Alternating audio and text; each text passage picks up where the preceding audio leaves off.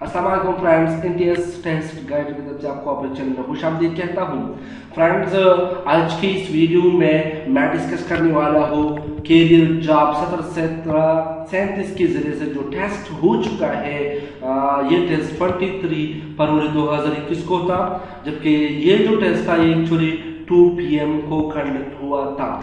ये test Pakistan technology 1737 ने इसको कंडक्ट किया था। इसका जो पहला पार्ट है जिसमें मैंने तकरीबन 1 क्वेश्चन से लेकर तकरीबन 7 या 8 क्वेश्चन इसमें मैंने सॉल्व किया है।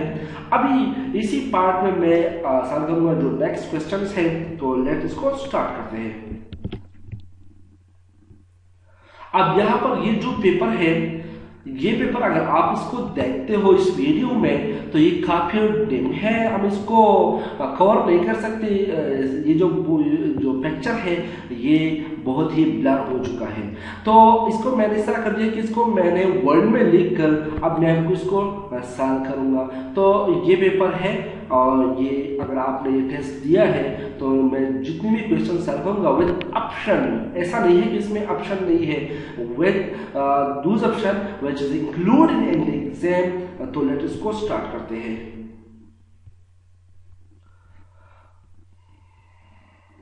तो यहाँ पर जो क्वेश्चन नंबर फर्स्ट था इसी वीडियो में, if a proton and alpha particle enter uniform magnetic field perpendicularly.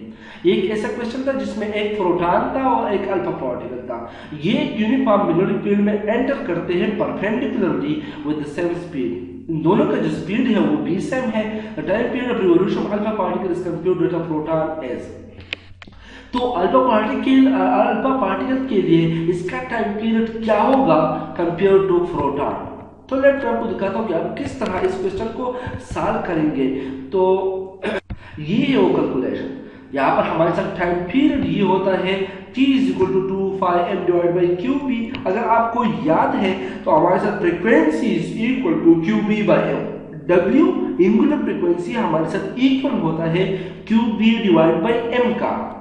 तो अगर हम यहाँ पर ओमेगा की जगह या जो एंगुलर फ्रीक्वेंसी है ओमेगा है, इसकी जगह हम क्या लिखते हैं 2πf लिखते हैं, इसके बाद 2π/t लिखते हैं। फ्रीक्वेंसी की जगह हम 1/t लिखते हैं, तो हमारे साथ ये रिजल्ट बन जाता है 2πm/qb। मैंने आपको रेफरेंस दिया ओमेगा एंगुलर फ्रीक्वेंसी = qb/m। इसी से आप ये टाइम पीरियड कैलकुलेट कर सकते हो। अब यहाँ पर अगर हमारे साथ जो पार्टिकल है वो अल्फा है तो ये मास ऑफ अल्फा होगा। अब अगर इस तरह प्रोटॉन है तो ये मास ऑफ प्रोटॉन यहाँ पर होगा। अब इन दोनों के दरमियान अगर हम रेशो लेते हैं तो m∞/mp के बराबर होगा। इन दोनों को डिवाइड कर दो, जस्ट T∞/Tp, इसको जस्ट डिवाइड कर दो। तो अगर आप देखते हो तो मास ऑफ अल्फा और इनके दरमियान जो रेशो है ये इक्वल तो होता है 4 के, क्योंकि मास ऑफ अल्फा में जो नंबर ऑफ प्रोटॉन होते हैं या न्यूट्रॉन ये ओवरऑल 4 होते हैं, जबकि यहाँ पर 1 है, तो इनके दरमियान रेशो क्या हो गया 4 हो गया। अब चार्ज ऑन प्रोटॉन 1 है, जबकि चार्ज ऑन अल्फा जो है ये 2 है, तो आपके साथ जो रिजल्ट होगा वो 2 होगा। It mean T∞/Tp = 2। तो T∞ = 2p 2 × T time period of proton. तो यहाँ पर करेक्ट रिजल्ट जो है इसी पेपर में ये होगा 2t। सॉरी, यहाँ पर ये ऑप्शन मैंने गलत मार्क किया है, ये है 2t, इससे टाइम पीरियड का ये डबल होगा। सॉरी फॉर द इनकरेक्शन, यहाँ पर इसको करेक्ट कर दो। नेक्स्ट क्वेश्चन है क्वेश्चन नंबर 2।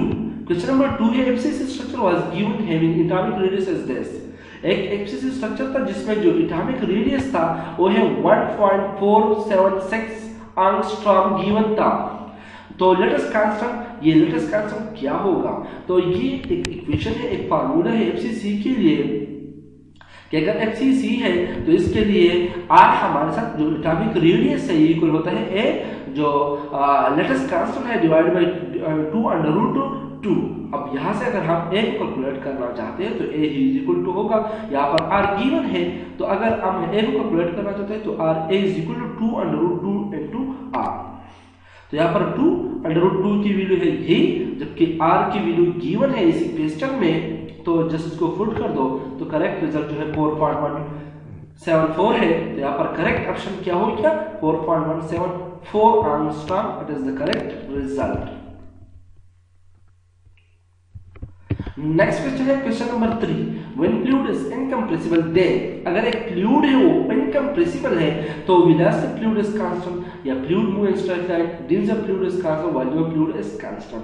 अगर एक फ्लूइड है जो इनकम्प्रेसिबल है तो इसकी वेलोसिटी कांस्टेंट होगी. तो जरूरी नहीं है ये वो फ्लूइड मूव स्ट्रेट लाइन, ये भी जरूरी नहीं है. तो यहाँ पर करेक्ट ऑप्शन यहाँ पर ये डॉट है कि density of the fluid is constant, ये कांस्टेंट होगी या volume of the fluid is constant. अगर हम यहाँ पर ऐसा करते हैं कि डेंसिटी कांस्टेंट मानते हैं तो वॉल्यूम फिर कांस्टेंट होगा, तभी हमारे साथ रिजल्ट कांस्टेंट देगा.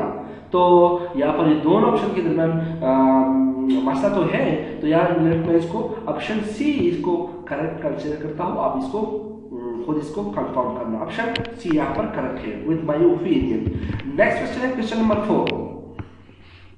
X ray crystallography measure, X ray crystallography किस चीज को मेजर करते हैं? तो ये एक्चुअली एक्सरे क्रिस्टलोग्राफी जो है ये स्ट्रक्चर को फाइंड करते हैं डिफरेंट कंपाउंड सब्सटेंस वगैरह की. तो एक्चुअली डेंसिटी ऑफ इलेक्ट्रॉन को फाइंड करके इसके बाद आपको स्ट्रक्चर दिखाते हैं. तो एक्चुअली ये मेजर करते हैं डेंसिटी ऑफ इलेक्ट्रॉन को. ऑप्शन ए यहाँ पर करेक्ट है.